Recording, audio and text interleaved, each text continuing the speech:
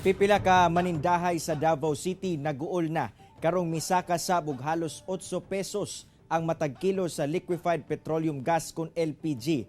Laki presyo sa produktong petrolyo. Ani ang report ni Jandy Esteban. Sa uwahing datos sa Department of Energy, anaa sa 794 ngadto sa 1,054 pesos ang presyo sa kada 11 kilo sa tangke sa LPG. Busa, bugat kini alang ni ining karenderya sa Rojas, Davao City nga nagagamit og LPG, labi pa nga paspas kini mahurot. Lisod kay kapital pa lang sa LPG, taas-taas jud din mingaw pod ana. Unsaon na lang karong misa ka resab ang kada kilo ni ini. Epektibo Marso 1, 7 pesos and 95 centavos kada kilo ang gisaka sa LPG. Samtang 4 pesos and 44 centavos kada litro sa auto LPG. Sa laing karenderya dinhi sa Rojas, uling na lang ang ilahang ginagamit sa pagluto og mga sudan. Kini aron makatipid. Siyempre, makuhan ka kay another na po, kuhan sa budget.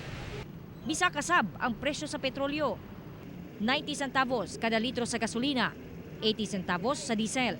Samtang 75 centavos ang gisaka sa kada litro sa kerosene. Sumala sa Department of Energy, dunay oil price hike. Tungod, misaka ang presyo sa petrolyo sa international market. Kauban si Mel Colmenares sa kamera. Ako si Jandy Esteban para sa One Mindanao.